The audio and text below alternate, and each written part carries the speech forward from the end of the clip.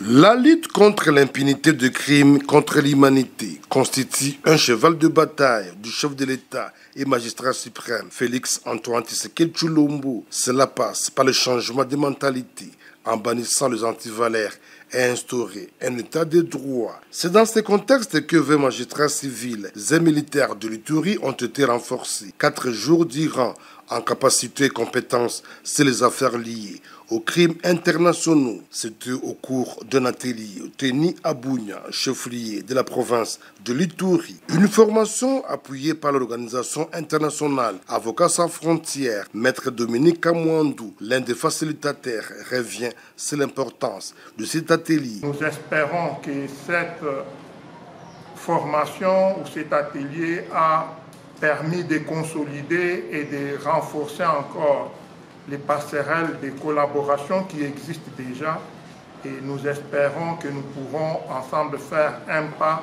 au-delà dans l'intérêt des personnes vulnérables et surtout dans l'intérêt des victimes des crimes contre la paix et la sécurité de l'humanité.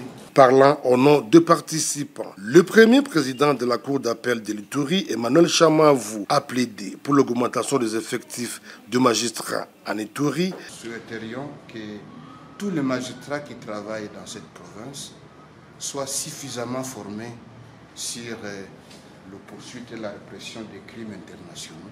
Dans son mot de clôture, le chargé de la cellule de formation, législation et statut du secrétariat permanent du Conseil supérieur de la magistrature, le lieutenant-colonel magistrat Makonga Ilunga, attend de participants l'application sans faille de notions apprises sur terrain.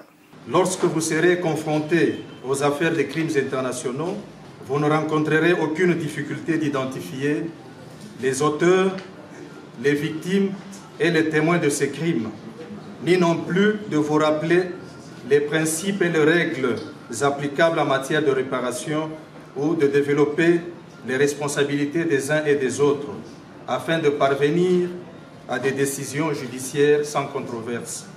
La remise de certificats aux apprenants a sanctionné cette formation